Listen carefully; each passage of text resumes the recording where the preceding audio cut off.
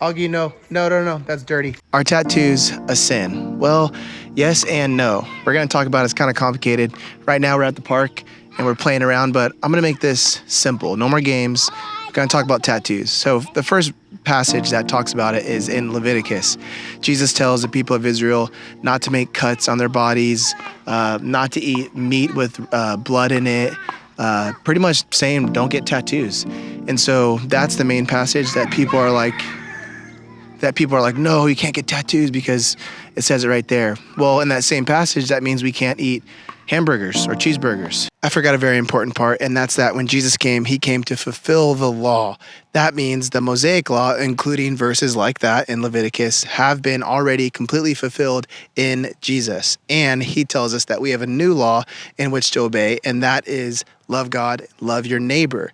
And so just thought I'd add that because that's really important. We don't get into heaven. We don't get to be God's children by obeying the Mosaic law. We get that by believing in Jesus. And so what do we do?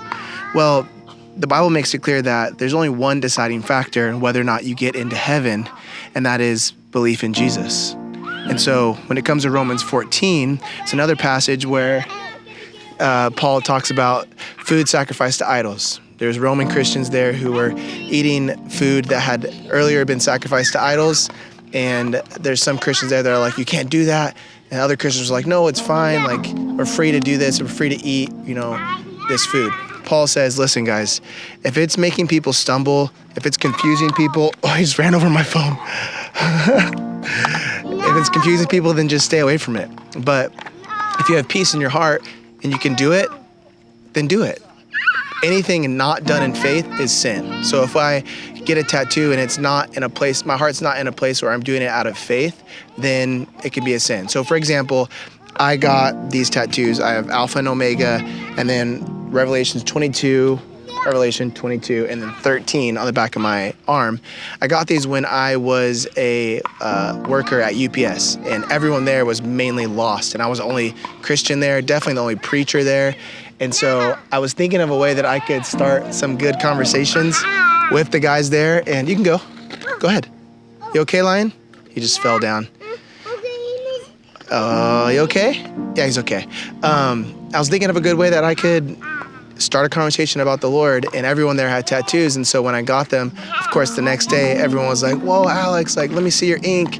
And I showed them, and I was able to explain to them that Jesus is the Alpha and Omega. He's the beginning and the end, and he started everything. He's going to be the one that ends everything. And so it was a good way to do it. Now, here's the thing, guys.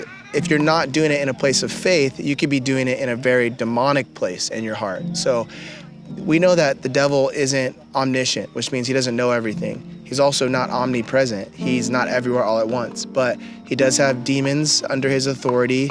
Paul says there's principalities and rulers in the air, and that means the demons are watching us, looking at how to best tempt us, but they don't know everything. And so if you get a tattoo of something sketchy or even something satanic, you're basically telling the enemy how they can best tempt you, how they can best attack you. And so you can open yourself up to demonic activity if you get a tattoo.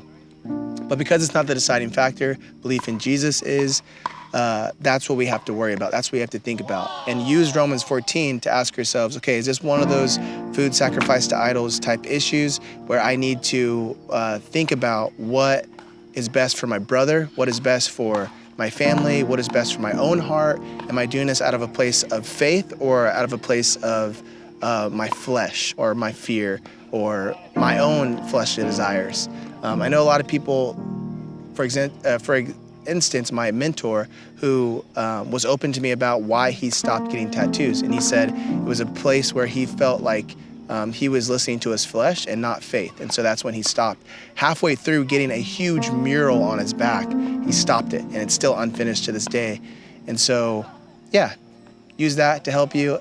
I hope this helps. Hoped you loved getting to see our day at the park. And now I'm going to go chase the boys on bikes. Love you guys. Pick up some merch if you want to. amenmerch.com. The link is in the bio. That really supports our channel and keeps us going. Also, if you'd like to like and subscribe, that helps our ministry as well. And we love you so much. Boys, come say bye. Lion. They're going to come say goodbye to you guys. Say bye. Wait, you got to look in the camera and say bye. Wait. Bye. Okay, that's the best we're going to get. Love you guys. Amen. What does what mean? That. What is it? That. It means, it says you matter. It means that you're important to people because you're a human being and you have a life.